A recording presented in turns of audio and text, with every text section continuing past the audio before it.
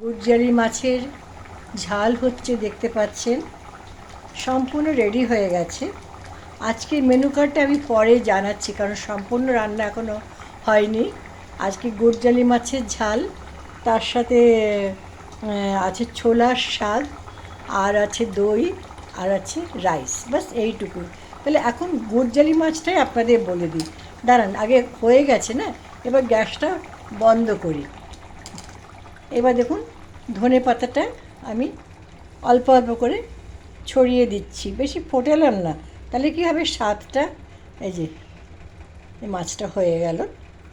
গুড়জালি মাছের প্রথম এই বড়িটা পাওয়া খুব কঠিন ব্যাপার, সবসময় পাওয়া যায় না, মেনলি শীতের সময় আসে।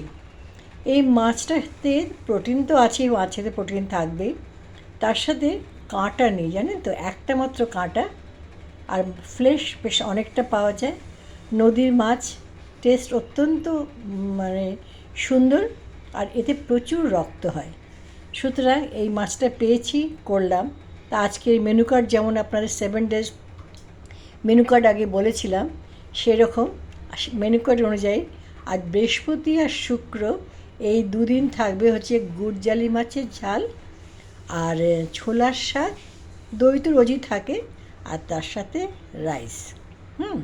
আবার শনিবারে দেখা যাবে কি করব, এখনও ঠিক করিনি।